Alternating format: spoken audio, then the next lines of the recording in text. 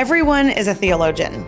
If you ever ask questions about God, who he is, who you are, how the world works, you're doing theology.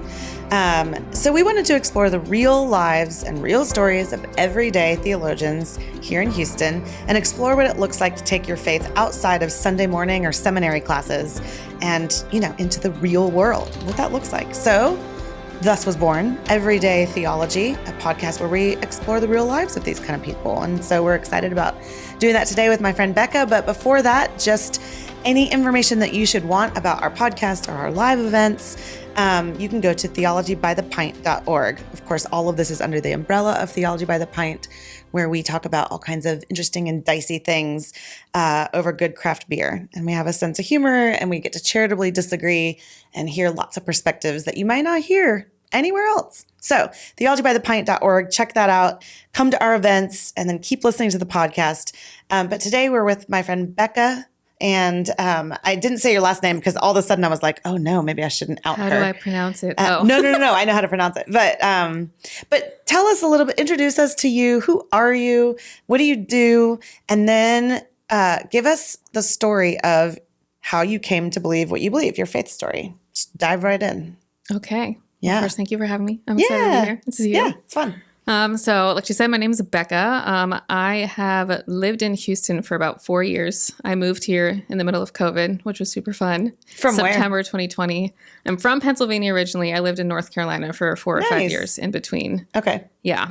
And I am a registered dietitian. I work primarily in weight loss for an app called Form Health, based out of Boston. So basically what I do all day is just meet with patients who are on their journey for better health. Recently, I also stepped into a role of working with our product team. So I get to be really involved with our app designer and what patient experience looks like and all of that too, which is really, really fun for me. So working remotely has been wonderful. It is kind of rare in the healthcare field, but it's been really fun because that has also given me more emotional and physical energy to have people over and build a community here and all of those things. Life. Yeah. Have people over for dinner, do my laundry in the middle of the day, you know?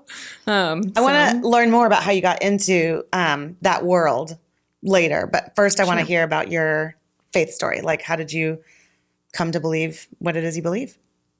Okay. Yeah. So I grew up in a Christian household. We went to a Methodist church where I grew up in Pennsylvania. Okay. And I am very, very appreciative for that time in my life because, of course, you get the value systems. We were serving all the time. I was involved in youth group and volunteering and all of that. So I'm so appreciative of having that foundation. Although I would say that definitely didn't understand what is the Holy Spirit? Who is the Holy Spirit? Is the Holy Spirit even a real? Thing? Yes, because that definitely wasn't part of my upbringing in church, and I think that's pretty common. Yeah, with religion in America. But I would say my first kind of exposure to the Holy Spirit was in a church camp. Actually, it was one that I had gone to in elementary, junior high, and then I became a camp counselor when I was 16.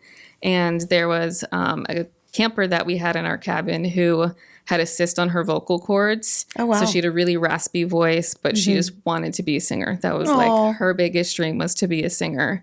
And this is my first ever experience of laying hands on someone, praying for them. Church camp got wild. 16-year-old camp counselors and junior high girls. I'm not sure how I was allowed to be a camp counselor for girls who were like 3 years younger than me. Exactly. But, here we are. It happened. And I remember being in a Barnes & Noble like 2 weeks after I got back from that church camp, and I got a phone call that she had gone to a doctor's office and the cyst was gone. Whoa. Her vocal cords were healed, and she started singing, and I was like, it's real. Gosh, yes. But what's crazy is then I went back to my church. I told my parents, who I would say no one in my family was actually saved. We were all going to church and thought we knew God and thought we knew Jesus, but none of us were actually saved until the last 5 to 10 years, I would say. Okay. That's a twist. Yes. So told my parents, they were also like, wow, unbelievable. This is so great. This is so cool. Very supportive, but didn't really understand or know how to talk to me about it either. Yeah. So I went to my pastor, told him, so excited, all these things, and it kind of brushed off. So we never really talked about it again. So that was kind What of. were you hoping for? Just like more understanding what did I even like witness? How was I part of that? How do did this miracles happen? work? Yeah. Yes. Okay. Got it. Because I mean, you're at such an impressionable age when you're 16, right? You just want to learn all the things, and Yeah. that was a miracle I just witnessed and was a part of, you know? So I don't think I really thought too much of it, to be honest with you. Just kind of moved on with my life. I was a busy teenager doing stuff. So that was, I would say, when I look back, that was my first kind of seed, I think I would say. So when I went to college, I stopped going to church. I was partying, drinking all the time, sleeping in instead of waking up to go to church. Still believed in God, but, you know, he's just part of my life. Not really a super big deal to me. So I didn't really have a relationship until after I graduated college and moved to North Carolina.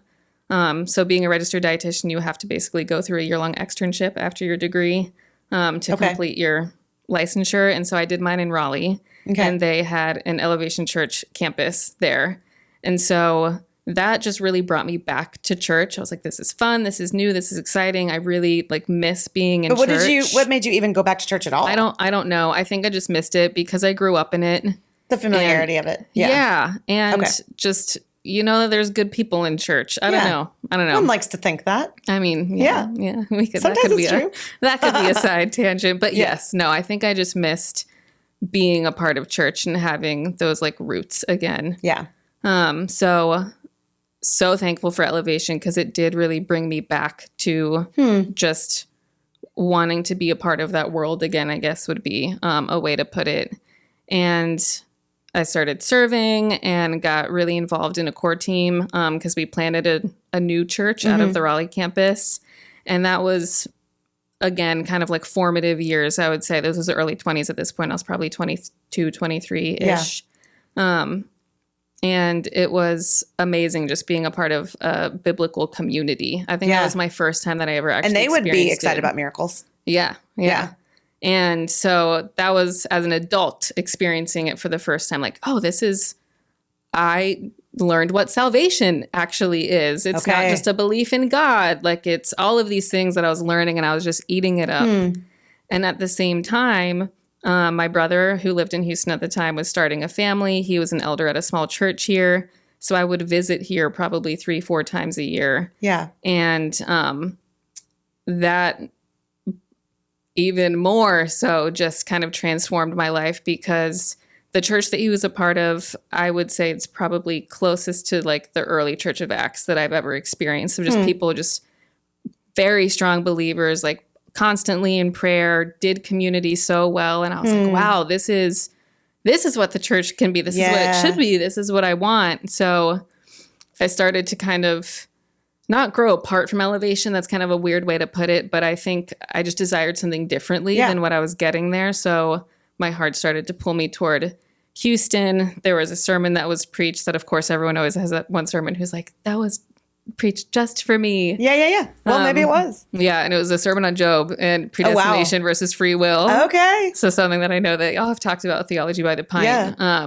But just like past experiences that I thought like God had allowed to happen to me to teach me something or to keep something worse from happening. That sermon changed my life because I was like, oh, wow, no, like God gives people free will and lets them do terrible things. Them do bad things. Yeah. Yes. Yeah. So I don't necessarily know if I would say, oh, like that is the day that I was saved. But if I had to pinpoint a time in my life, I was going to ask because you said at some point your family wasn't really saved. Then you understood more about salvation and Elevation, but it sort of synced up maybe. Yeah. Yeah. So I think this was 2018, maybe ish time frame. Yeah. But out of curiosity, the pastor that preached that sermon, have you ever told him that sermon had that impact on you? I don't know, actually. I ask people this question because I'm always like, if I were on the giving end of that, I'd want to know. Yeah. Anyway, well, something to think about. Yeah. It wouldn't surprise me if we had talked about it. Yeah. But I don't know. But is that the church you still go to now? No, actually. Sorry, I'm fast forwarding. No, it's okay. Go back to that. So you feel like things kind of synced up for you there and you could look back on some events in your life and realize that maybe they were actually just bad things that God hated. Yeah. Yeah. He was crying when I was crying, Yeah. all of, Yeah. So that was huge for me. And I think that really drew me to that church family who was going on a mission trip the following summer. Okay. And so I went with them to South Africa. Ooh, fun. And that trip changed my life. There's How so so? many like big moments. So just in general, I think seeing the faith of the people who have absolutely nothing still just completely believe in our Creator was incredible in itself. But personally, we were doing a lot of mission, but then we would also sprinkle in some fun events. And one of the things that we did was a team building challenge at what I would consider like an American Ninja Warrior course, but in Africa. So you can imagine it's probably not like greatly built, like not the best things, A little more risky. Yeah. And I was swinging from monkey bars that were probably 20 feet off the ground with like a small little moon bounce type. Gymnastics mat. Yeah. And I don't have upper body strength. So I fell. I broke my foot. Oh, gosh. Like broke it. Could not even tip my toe on the ground without just being in excruciating pain. Oh, my gosh. And you're in a foreign country. And yes. Okay. So immediately, I think there was 58 of us or somewhere around that number of people on the trip. Everyone just started laying hands on me, praying over me. Didn't get healed that day, but there was just also a lot that I was just personally kind of working through in that trip. And the pastor and my brother were both there, and they ended up just asking, like, is there anything else in your heart that you want to share at this point? And I was like, actually, yes, just let it go. Completely unrelated to anything that was happening, but just kind of. But that was the opportunity to. Yes. And just released a lot. I feel like chains were broken, and they baptized me with the ice water that my foot was in. And it my gosh, an incredible experience. Had you not been baptized? I had not been baptized before that. And my brother was a really big part of that too. I remember before going to Africa, I was newly saved, let's say, so maybe 6 to 9 months in, still like reading the Gospels for the first time, feeling with this group of believers who I really looked up to, like, I don't belong here. Like, I can't go on this trip. Who am I to be able to pray for people? And you just feel so, I can't think of the word. Yeah. And, like now, of course, you can look back and be like, of course, it's the enemy wanting to isolate us, wanting to make us all think that we are ineligible, Yeah. And that's also probably why it struck you so much that the people that had so little believed, because they also would be deemed inadequate in the way you were thinking about it. But yeah, I don't have strong enough faith, Right. But I had asked him a lot about baptism leading up, and he was like, Becca, don't get baptized. And then it was just so special that my brother was the person who baptized me. Why did he say don't get baptized? Like you weren't ready yet? Or? Yeah, because I was just asking a lot of questions, unsure. And I think like him knowing what I was kind of trying to just uncover about God with all of my questions, he was like, maybe don't do it on a Sunday in a mass baptism where 20 other people are getting baptized, where it's not as personal to you. Like, I want you to feel ready. I want you to understand what it means. I want you to be able to like have that moment, And so I was like, okay. And I waited, and I wasn't expecting. Your brother sounds awesome. And my brother is awesome. This relationship with him. Yes. Jared, shout out. Love you. Yay, Jared. Thanks for everything. Okay, keep going. So they baptize you in South Africa. Yes. So that was amazing. The next day, I went to the hospital in Johannesburg, got an x-ray. I had a fracture in my foot. I was in a wheelchair. Just craziness. Being I don't know how old I was, 24-year-old just in a wheelchair with a broken foot. It was so in a foreign country, right? Yeah. And so that night, just in boldness, I asked, I think it was 4 people to come to my room and just pray for me. And probably over the course of about 45 minutes or so, I had a ton of gauze wrapped around my foot. We would unwrap a layer, lay hands, pray, have me walk down the hallway. I could go from not even being able to stand to being able to stand up and slowly walk. We'd come back, pray, unwrap it, go walk down the hallway. I was able to jog. What? Come back, lay hands. Where like the day before you couldn't even like move your toe. It was so excruciatingly painful. The worst pain I've ever felt. So basically within 45 minutes, we just kept laying hands, praying, unwrapping. And I went from not being able to touch my toe to the floor to being able to jump up and down without any pain at all. Wow. And it was the craziest thing I've ever experienced to this day, Yeah. And I actually like that. I mean, I like for you in your story that you got imaging and you saw that there was a break. Because later, if you didn't have that, you could be like, well, it was just sprained and I got rest. And, but now you're like, no, it was actually broken. Oh, I have and then pictures. My foot was huge too. Yeah. And one of my favorite memories to be able to look on, I have 2 pictures from that night. I took a picture of both of my feet next to each other. Yeah. And then 45 minutes later, my left foot fitting back into my shoe that it couldn't fit into before because it was so swollen. Wow. Yeah. This is amazing. So the trip changed my life, of course. Yes. Yes. So after that, I was like, these people are my family, of course. They probably know me better than most people do. They changed my life. They were part of my faith journey. But I loved my life in North Carolina. I lived in Raleigh. So beautiful there. I lived right off of like a lake and greenways, and I'm a huge nature person. Yeah. So I did not want to move here. Yeah. But I get that. Yeah, I mean, I love Houston. I love Houston too, but I was born in North Carolina the and our mountains. family. Oh, so you get it. I get the North Carolina thing. Yeah. But for probably a year, people from here were just like, Becca, move here, move here. Every time I'd post something random on Facebook, they'd be like, you know what we have in Houston? Trees. That same thing. Yeah. And I was just fighting. And there'd be times where I'd be like, okay, maybe let me look into it. And I would just Google things like fun things to do in Houston, and nothing would come up. What? That's not true. This is like a God thing though, I think, because as I started to really be like, okay, Lord, like if this is where you're leading me, like help me want to go there. Hey guys, Sarah Stone here. Sorry to interrupt what I'm sure is a riveting podcast episode, but Theology by the Pint needs your help to continue providing these podcasts, offering our in-person events, and growing so we can bring thoughtful conversation and the hope of the gospel to a world that's increasingly walking away from church and from faith. Now that we're a 501c3 nonprofit, all donations are tax deductible, so we've crunched the numbers, and if each listener of this episode gave just $1 for each episode you listen to, we'd put a huge dent in our annual budget. So consider giving today. Go to theologybythepint.org/give and click the link to donate. Thanks so much. And now back to our show. I remember like 6 months later, Googling the exact same thing. Yeah. Fun things to do in Houston. So many things popped up. So I was like, he was being patient with me in my time, I guess. I don't know. But and one of those fun things is coming to Theology by the Pint. Just putting that out there. It seemed like a good plug moment. Anyway. It might have been the first thing to pop up on Google. Or maybe I it think didn't what you're pop saying up is at it all. was the first thing. No, I'm joking.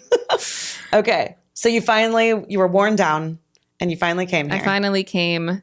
And it's so funny how we think we have all these plans, right? Like, okay, this is what I'm coming here for. I'm coming because my brother's here. He started this family. I had a baby nephew and then one who is about to be born a few months later. I had this awesome church family. I had a job that was all lined up. I was like, I'm set. I'm good. I get here 3 weeks after I move here. My brother and sister-in-law tell me that they are moving. No, what? Yes. Oh, Jared. See, I don't blame them. They didn't. So all of my stuff was moved here a month before I was, just because of figuring out logistics of timing. And when I got here, they were praying and fasting, and they weren't telling me why. Oh my gosh. And this was why they were praying about moving. So I don't blame them at all. I honestly have so much peace. They live in Canyon Lake area now, Spring Branch, Texas, and absolutely killing it, living their best life. As in here? Not Houston, the actual, by Canyon Lake and Hill Country. Gotcha. It's confusing, I know. But it's still not as far as Raleigh to Houston. No. Okay. Yes, so 3 hours. I see them frequently, so it's got okay. It. All right, I forgive you, Jared. I've never met you, but Okay. So that was a big thing. The church that I had basically moved here for, I would say, just was a very different church than it was when I had gone on the mission trip with them. There was unfortunately just kind of like a split, and a lot of people left, and it was just different. So the community that I thought I was going to have was also very different. Oh man, everything, the carpet's being pulled out from under you. Yes. And then the third thing, my job, which I was super excited about. I was working in bariatric surgery at the time. You were working in bariatric surgery? Yeah. That sounds exciting. Yeah, it was very fun. I loved it a lot. It was great at the beginning, and then just ended up being incredibly toxic. I've never experienced anything work-wise, personal-wise, as toxic as that work environment. So it ended up being awful. And I left. So after a year, I was like, okay, God, my job is gone. The church isn't what I thought it was going to be. And my family isn't here anymore. Like, why am I here? Oh, you're like a missionary or a prophet or something. Okay, sorry. But you still have so much peace, right? Because like I knew that God didn't bring me here for nothing. I think a lot for probably the first 2 years that I lived here was me just trying to figure out like, why did you bring me here? I don't understand. And just over the course of the last few years, I don't necessarily need to know the reason. I think, honestly, he was just removing all of the distractions from my life to allow me to draw closer to him, to be honest with you. So it's still really beautiful. I think, honestly, if my family still would have lived here, I probably wouldn't have grown my own community here as organically as I did. I might have been more doing things with them. Just so many different opportunities have come up in the last few years. So. And you did eventually, I know this is how you found your way to us. You found a church that you love, you're going to right now. And one of your pastors was on our panel. And that was the first time that you came to one of our events, right? That's how you heard about us? Yeah, that is how I found Theology by the Pint. Yeah. And it was great. Plug, you should go. Tell us a little bit more about becoming a dietitian. Like what, did you always know you wanted to do something in that field? I mean, it's so specific. It is. And you said you were into college, you were drinking, but you were also like studying, to be a dietitian. That's kind of funny, right? Yeah. That can't be like on the list of things that are good for you. No, correct. Okay. 7 calories per gram. No. Weird facts. But I was always really interested in cooking, and like you could ask my parents, I was always making little like food experiments when I was growing up. All of the magazine articles of like 18 protein sources that you can get. Yeah. Like I loved those growing up. So I was always really interested in it. But I mistakenly thought that you could only be a dietitian and work like in clinical inpatient hospital systems or like long-term care. And neither of those were for me. Yeah. So I was a runner in high school and had to go to physical therapy so many times for running injuries. I was like, maybe I'll just do that instead. They make like twice as much money, all these things. Yeah. So I actually went to physical therapy for my first year of school. And after that, I was like, I'm not doing what I want, you know? So I ended up transferring to Penn State where I completed my degree. Nittany Lions. We are, Okay, so then you went back into, what do you call it? Dietitian school? I don't even know how one becomes. Nutritional sciences would be like the degree. But so I absolutely fell in love with weight loss. I think, honestly, it's probably a lot of the fact to do with the fact that I'm a Christian and just how I grew up in the value system of just learning to love people well.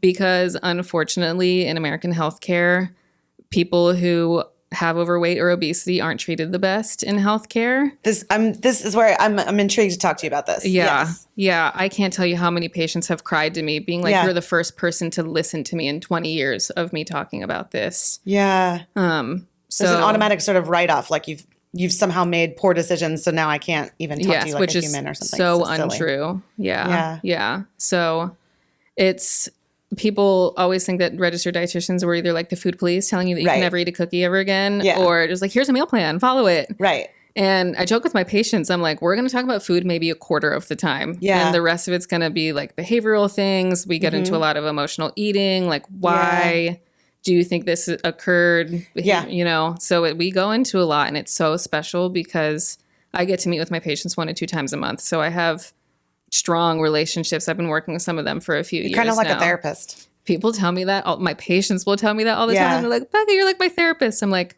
love you so much that it's like, love you so much for trusting me. I am not educated in that. Yeah. Like, I'm such a big proponent of counseling, but yes, no, people say the same thing, and it's true in a way. Yeah. Food is so linked to emotion and trauma, but also on the other side is so like life-giving and is connected to our spirituality and our connection to the Lord and 100%. The earth. And man, yeah. We've done a few podcasts with Meredith Mills is on our team, and she started something called Gastro Church and has done a bunch of reading and thinking about food and faith. And so we geek out about that kind of stuff. And she has chickens in her yard because of that. Yeah. Anyway. Yeah. Okay. So you were really intrigued by the weight loss arena, partly because of there the was people. The people element. Yeah. Okay. Yeah. And I struggled for a long time, I think, of how to intersect my faith with the medical world, because those are two things you are supposed to keep apart, right? So I never... Say more about that. When you say you're supposed to keep apart, is that because of like science and faith can't intersect? I think it's you can't push your beliefs on other people, you know? Right. You don't want to make people uncomfortable in a space where you're supposed to be making them feel safe. Yeah. So I struggled with that for a long time, and I'm still on my process of that. I'm definitely a lot more open. I've had incredible conversations with patients about my own testimony, talking about the chosen. I'll send them worship songs sometimes. Yeah. If they even give me a glimmer of the door is cracked open. Yes, they're wearing a hat that says God, or like they mentioned they might go to church. I'm like, okay, great. Yeah. I was reading a psalm this morning that made me think of you. You know. Yeah. Well, that was my next question, right? Like, how does faith intersect with your work? So it's not it's sort of frowned upon by the industry, but is that how you work it in? I mean, you talk to them when there's a cracked door open. Do you pray for your clients? I haven't. I think about that really frequently, and there's definitely some people that I have in mind that I think would actually really respond well to it and appreciate it. And I think when the time is right, like I absolutely would, if they were open to it. But I think where I'm at now, because this is a journey, where I'm at now, it is more so just like having the conversations and creating this space for, okay, like you're doing morning devotions. What are you learning in that? And like, how do you feel like that's been helping you with asking questions, being curious? Yeah. Well, and presumably you're treating them the way that Christ would want you to treat them. So you're being Christ-like to them, which is, I mean, all we can ask for. Yeah. So what's kind of the biggest obstacle then in being a Christian in this industry? Is it that figuring out if and when you can talk about your own beliefs? I think so. And this might just be a me thing that I internalize too much, but because it is a counseling profession, essentially, think about of anyone who's in therapy, like you don't go to listen to your therapist talk about themselves, you know? Yeah. So yes, it can be helpful, but it's also, I'm here for you and creating space for you and what you want to talk about. And again, there's so much room to have that dialogue. So I think I'm overcomplicating it when I say that probably. No, I don't think so. But I think you have to, I think, toe the line in a way that's, okay, I want to make you comfortable enough that you'll continue to come back and see me for what you came here for, you know? Yeah. So yeah. No, I get that. I'm wondering if I don't really have a question formulated yet, so maybe you can just pick up on my ramblings and go somewhere with this. But the connection, like weight loss and the body and like valuing our body, but also wanting to make it better. I wonder if you ever feel any tension around that as a believer, like that we love our bodies, but they're also a temple we need to take care of. Do you ever feel any tension about like the difference between loving your body and not wanting to, shame people about losing weight, but also help them be healthier? Like maybe you can talk a little bit about that. I don't know if there's something there. I mean, yeah, because of course I honestly, I'm never really looking at people's weights. I tell them up front, I'm like, I will never talk about your weight unless you talk about it with me first, which is maybe weird for a dietitian, a weight loss program to tell you, but I'm so much more focused on people's health and like their body is part of that. But oh man, if I could tell you the stories of emotional trauma from their mom putting them on a diet at age of 6 and body image things, and now there's movements of health at every size and what does that mean and what is mindful and intuitive eating. It's it's a lot of unpacking over the course of times. There are things that people have told me after meeting with me for a year and a half that I'm like, I never would have guessed or known this about you, but that's when you felt comfortable sharing with me. So I took that long. Yeah.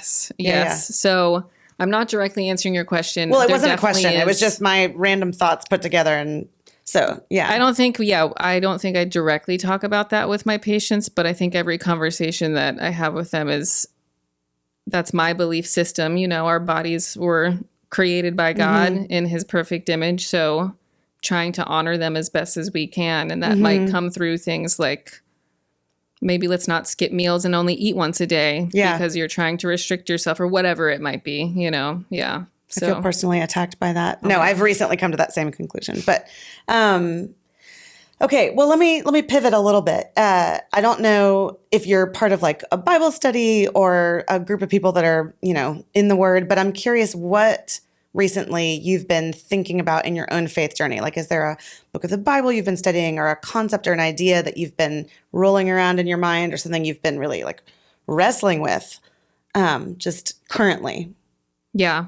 I would say, honestly, discussion I had on Wednesday, today's Friday, 2 days ago, comes to mind. I am leading a small group at my church, and we're going over the book of Ruth right now. Okay. And we went through Ruth 3 on Wednesday. And it's funny because I've read the book of Ruth before, and I never had this kind of thought process reading through this chapter. But basically, the study questions were asking, what do you think about Naomi and Ruth? Basically, like formulating a plan for her to go in and lay at Boaz's feet. Yeah. And basically, like the element of control and how it fits within God will, honestly, kind of predestination versus You free really will. like that. Really kind of love that concept. And we just had a really, really fantastic discussion because every single one of us is trying to control something in our life at every single given moment, you know? Well, and you're counseling people all day long that are trying to control something in their life. Yeah.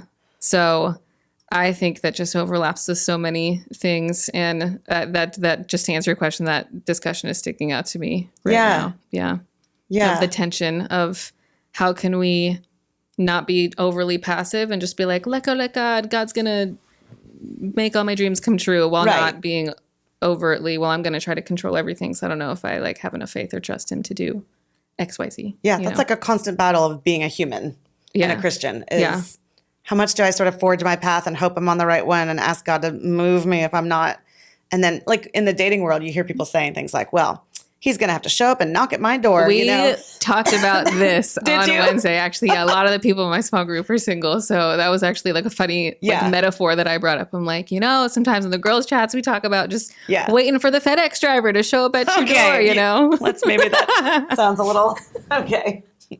But, Criminal. But yes. No, exactly. That kind of thing. Like there's, you do go out and do, but Naomi and Ruth were also being led by God. So it's this constant back and forth. Like, were they making their own plans? Yeah. Or was God, working through them and that's how that is interesting. I like it. Well, very cool. Okay. So is there anything else that we didn't cover in talking about either your faith story or how it intersects with the work you do that you wish people would hear and know about you or know about that world? Yeah, I guess I would just say that looking back on my whole life, I mean, probably anyone could say this, but life as a Christian isn't easier, right? Like it's biblically that we are going to have a hard life. And I can pinpoint so many specific instances where God was just a common thread through everything of difficult times, incredible times. And I can look back, weave how he was just completely intersected with my entire story. So just, I guess, to be encouraged if you're going through something difficult right now, like he is there. And that's a part of listening. Yes. And it is a part of it. So I would change nothing in my life that I have been through. Wow. Okay. Nothing at all, because he was there through and I learned so much about myself and about God and about Jesus and about my relationship with him, Yeah. Yeah. I meant to say this earlier when you were talking about salvation. I think maybe our listeners would want to hear your take on this. You said you realized looking back, your family was not saved back when you were younger, like a teenager. But obviously your brother is, and you are. So, and you started to kind of piece that stuff together when you were going to the Elevation Church, and then it kind of came full circle at the Houston Church or with those folks. What was the missing piece? Like, what does it mean to be saved? You said it's not just about like going to heaven. It's about so much more. What is it about? Like, how would you maybe describe what you learned about salvation? Yeah, I just think a big missing piece in the American church is like, oh, if you believe in God and you're a good person, and yeah, you could go as far to say workspace, but I don't even think a lot of people think that you have to do good. I just think, oh, if I'm a good person and I believe in God, I'm going to heaven. I thought that for the first quarter of my life almost, because we didn't talk about anything past that, I guess, growing up in church. So I learned that no, salvation truly is a belief in Jesus, that God sent his son to die on the cross for us, and that belief in Jesus is how we get to heaven, and that is what salvation is. And I was like, oh, weird. I never knew that, Well, and belief in Jesus has underneath it this idea that we are not good. You know, like we needed him. That we needed someone to save us and rescue us. Yeah. Yeah. And it sounds like you were like serving. So it sounds like there's you're not just believing it and it's sort of in one section of your brain as you live your life, but now it's like the whole of who you are. I mean, it's intersecting with your job and you're leading a Bible study, and it's your whole Becca-ness. Yeah, like my life has had so much transition. Even just going from what I told you today, I went to technically 3 different colleges because I went to one for PT school, then I transferred to Penn State. They don't let you to main campus until you've done 4 semesters of school, so I had to go to a branch campus and then Penn State. Yeah. I've lived in 3 different states now. I moved from one church to another one down here, went to another church, and I'm actually about to start a church plant with another church. You are? Ooh, that's exciting. So much transition. I've had 3 jobs since I've lived here. And it's funny because we joke, as people who are dietitians, we kind of have like a type A personality of like control. I want to plan things. And I'm like, so many things in my life have been very different than what I anticipated or would have planned for. But looking back, God is the common thread of just like the grounding foundation through it all. And I have so much peace about every single thing that happened. I love that. There's that trust. You trust him. That's very cool. Awesome. Well, thank you for coming in and chatting with us. If people want to learn more about what you do or chat with you, are you available to the masses? Like if people want to come find you, are you on social media? Are you an influencer? I'm not an influencer. Although if you go to Form Health Official, you might see my face in some social media videos for Say work. it slowly. Form Health Official is my job's Instagram. Form Health Official. Yeah. My personal Instagram, you'll have to spell it for people in the notes, but it's at Rebecca Skotek. It's private, but if you DM me with questions, I will see it. Perfect. Well, there you go. And I should have asked you about Becca versus Rebecca. We might have to change that on the thumbnail. But no, anyway. I prefer Becca. It's okay. Oh, okay, good. Yeah. Good. Well, thank you for coming in. And for those of our listeners that want to know more about our events and stuff, again, go to theologybythepint.org. Come and join us. You might see Becca at one of those events. And until we see you next time, we encourage you, as always, to question freely, think deeply, and disagree as needed.